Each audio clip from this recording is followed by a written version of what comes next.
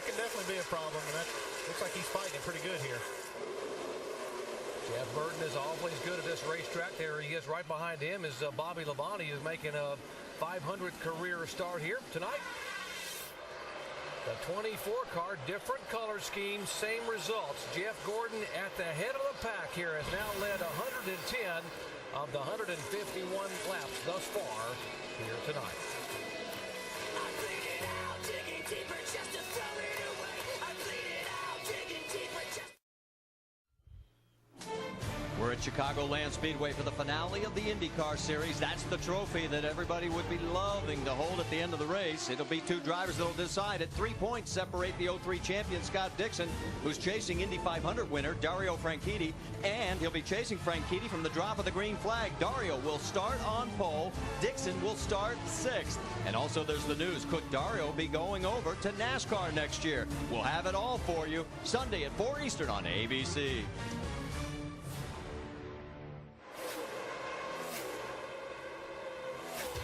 Welcome back to the Chevy Rock and Roll 400 short track racing on a Saturday night. The final race in the chase for the Nextel Cup.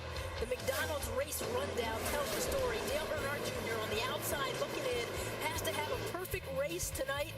Not a perfect pit to start. Had a tough time, got pinned on pit road, and got him off to a real slow start. It's just a struggle because there's so much emphasis on him doing well tonight. The guys on the bubble, Kevin Harvick has to finish 32nd or better, getting the job done here on Junior. I like what Kevin Harvick's done tonight. He's been very conservative, very clean race car, running good solid lines, staying out of the way. And Junior complaining about his car throughout the evening, getting passed by Clint Boyer, who now is locked in. Once again, focusing on the Junior tonight's been tough. He's running well, but just not well enough. No, but he was not giving up as Junior passes Kevin Harvick as the pressure is on. He's drove a stake in the ground. He's going to try like heck and see what comes of it before the night's end. Yeah, the number 18 just fighting their hearts out, Jamie. Well, Susie's driving like a man on a mission. He's up to 10th right now, but Dale Earnhardt Jr. not comfortable inside the car. What is going on?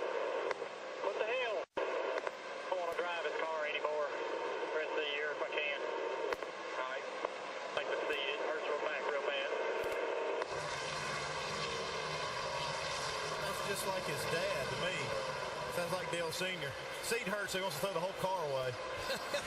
Yeah, he says the seat's hurting him. I don't want to drive this car no more. I'm done with this thing. I don't know how many times I dealt with that with Senior. Oh, can't you just change the seat in the car? Well, that's what I said. He just wants to throw the whole car away.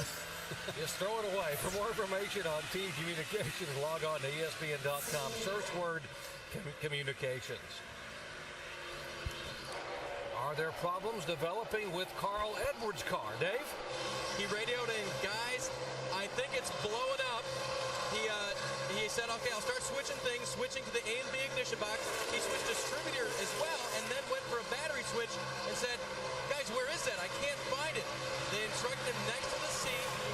He's worked on that now. He says it's running like it's vapor locked, but look at him.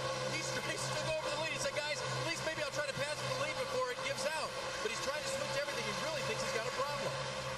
Looks like it's running fine to me, Dave. Maybe he switched something and got it to running better. Whatever switch he hit, he needs to stay with it. He's passing Jeff Gordon right now for the lead. Yeah, and if he hits it again, he might pass him.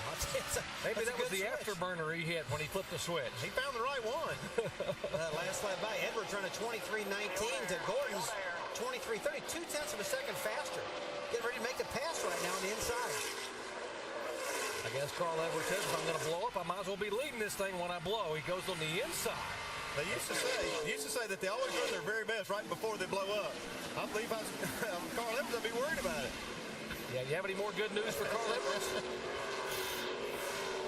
Well, he indeed is doing that. Look at Carl Edwards' last lap, 115.37, and it's pretty evident on the racetrack that he goes sailing by and takes the lead for the first time tonight.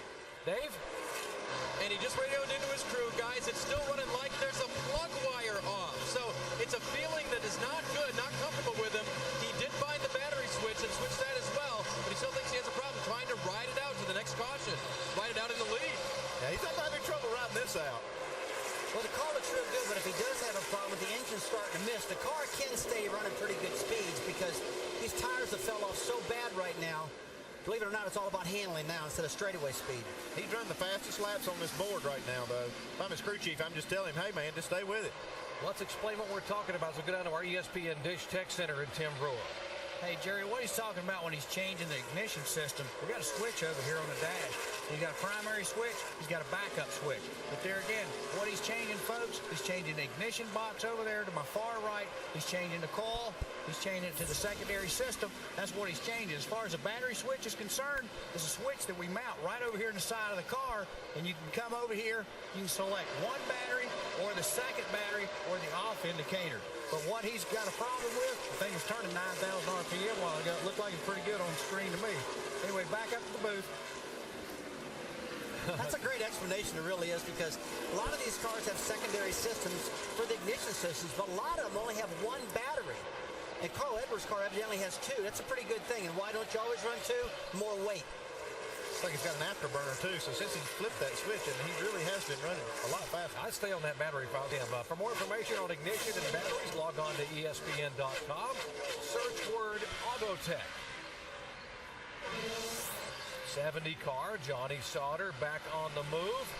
Johnny Sauter in the 70. Now, his best finishes of the year have come in two Car of Tomorrow races, 9th at Phoenix and 14th at Loudon. And obviously, he's having a great run here tonight. He came from 35th early on, all the way to 9th position in the first 70 laps.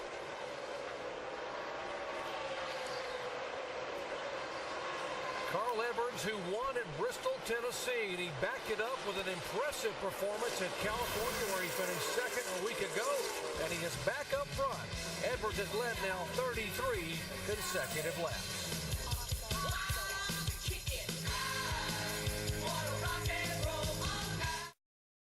Wednesday, even the biggest NASCAR superstars have to start somewhere. Wednesday, from humble beginnings to spectacular endings, see what it really takes to run with the big dogs. NASCAR in primetime, Wednesday at 10. What a great series. The first time NASCAR has ever let a news organization behind the scenes, uncensored access, and where these drivers came from to where they are today from humble beginnings. Speaking about humble beginnings, whoa, and he said that he had a problem with the engine, and now smoke billowing out of the 99 car. Our leader, Carl Edwards. That's all you can do, son. You did a hell of a job. Give us fun, man. Damn. Well, we got to hand it to Carl. He knew something was going wrong with that engine. And you called it. He said it always runs better right before it blows. And, boy, it was sailing by. He took the lead and was just running up front. And you could tell how much fun he was having. There's Bob Osborne, the crew chief. Yeah, we heard him talking about the motor was surging. It probably broke a valve spring. And then after you do that, it's just a matter of time before you have a failure inside the engine. This destroys itself. He did a great job holding on that car. It was dead sideways, and it finally caught, and he got it off the track. That thing could have went backwards up against the wall, and he held on to that one. That's the only good thing about this. Watch the back of this car as he's going underneath the 31 of Jeff Burton. You see it start smoking just a little bit here. You can see it's losing power. And right here, it just lets go. Mike? And Clint Boyer been complaining that the car's a little bit loose under braking and that he needs a little bit more forward bite. A 4-tire change on the 07 car, but no other significant adjustments so far on the Jack Daniels car. Jamie. Jeff Gordon again needs more help turning in the middle. They're going to make an air pressure adjustment that they forgot last time. It's 4 tires and he's away. Alan?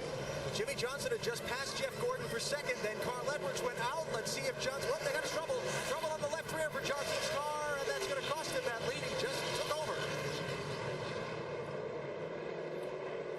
Frustration there in the Jimmy Johnson pit. Here's Denny Hamlin after he's had service on his Chevrolet for Joe Gibbs.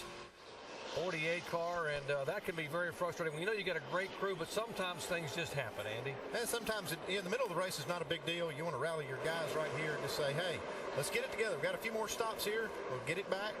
No big deal. Let's go down to the Dish Tech Center where I think Tim Brewer can help explain what's going on with Carl Edwards. Thank you very much, Jerry. Hey, what they were alluding to a while ago was plug wires. I don't think that materialized what we were thinking about there. Let's go over here to the touch screen. What we're going to show you folks, we think it's an upper valve related problem. Maybe where a valve spring broke up in this area right here. as you've seen before, this situation doesn't get any better. You're going to come up here, and the valve's going to set down. It's going to get bent. Therefore, what's going to happen next? The valve goes down, going to go through the piston more than likely. Therefore, you got total devastation. That's what happened to Carl Edwards' engine just a moment ago. Jerry? What a great explanation, Tim, of exactly what happens internal to an engine. For more information on valve springs, log on to ESPN.com, search word know-how. Carl Edwards leading the race has an engine come apart in the 99 car, smoke billowing from the back of his car. And after a win and a second-place finish in the last two races, he heads to the garage area as an early DNF here tonight.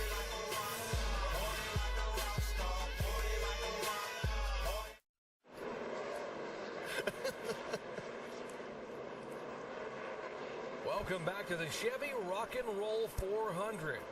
Aerial coverage from high above a sold-out Richmond International Raceway, courtesy of our good friends at Goodyear, the official tire of NASCAR, helping NASCAR drivers get to the finish line for over 50 years. Let's go to the garage area where Dave is caught up with Carl Edwards. And he's had a chance now to talk to car owner Jack Roush and a couple of the guys who work on the motors here. What's the assessment, Carl, on that car? They verified my first assumption that it was something extremely important in the engine, like Schrader says, when they blow up. I can't thank everyone at Office Depot enough, my fans, everybody at Coca-Cola, Back 40 Records, especially the engineering crew and all the guys. This thing was awesome. I mean, the car was so fast, and just, I guess if we have to blow up, now's the time. I just hope one of our teammates wins. Now, did you have some sort of indication that this weekend, because there wasn't a lot on the line, they might try to stretch it a little bit on the power? Mike Messick and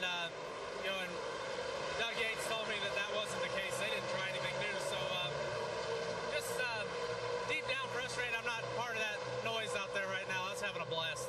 Yeah, they have a chance the next 10 races. He's in the chase and have a chance to show him once again. As they said on the radio, they knew we were here. Absolutely. Whoa, 3 wide all the way at the bottom of the racetrack. These guys spreading out, trying to hustle on a great Saturday night short track here in Richmond, Virginia. 84 car, A.J. Allmendinger. He still makes it 3 wide. Looking to the inside of the 45 of Kyle Petty.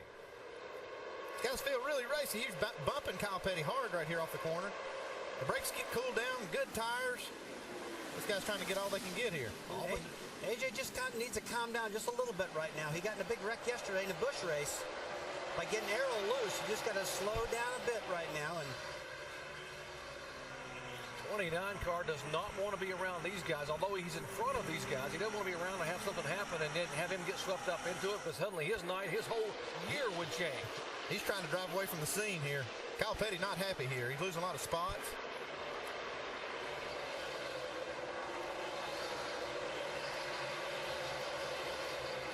16 car, by the way, you saw a moment ago. Greg Biffle is back on the racetrack. He's 114 laps down. Now watch Kyle Petty, the 45.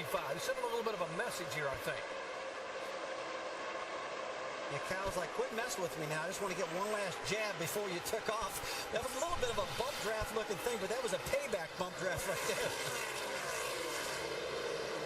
Denny Hamlin got the lead off the pit road by a good pit stop, but he's got Jeff Gordon breathing down his neck. There have been 7 lead changes among 6 drivers. Denny Hamlin, the latest one, brought him, but Jeff Gordon, he wants it back. Yeah, Jeff's car's been dominant throughout the night, right behind Carl Edwards' car. And I expect him to get up on the inside of Denny here. But that outside lane, that is one of the best lanes out there. We talked about it all night long. Take a look at the 12 car, Ryan Newman. He's had a strong car throughout the night. Jimmy Johnson up there in front of him. And Tony Stewart sneaking in the picture right now.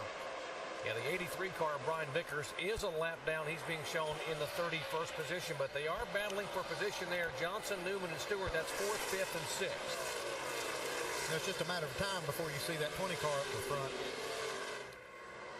Jeff Gordon trying to look inside of the 11 car, and right behind Gordon is the 07. A lot of guys in the garage area today said that Clint Boyer in the 07 could be a car to watch. It's been sort of flying under the radar here for the last few weeks. He's the only one of these top 12 guys that doesn't have a win yet, so he's looking to get, he at least wants to get one win getting into this chase. And this is a great track for him to do it. Well, it's a great time to do it right now, too, because he's already locked in the chase. He's running 3rd. He doesn't have to do anything except just drive hard if he wants, and this is a great car for him tonight. He can win this race, guys. Tony Stewart, the three-time Richmond winner, up in front of the 12 car. That would be for the 5th spot. You know, I watch these lap times in these cars from up here in our television booth, and the times are almost identical for the first 10 cars. These Car Tomorrow cars are so equal, it's incredible. It's a great shot right here. You see how close these guys run at 120, 30 miles an hour.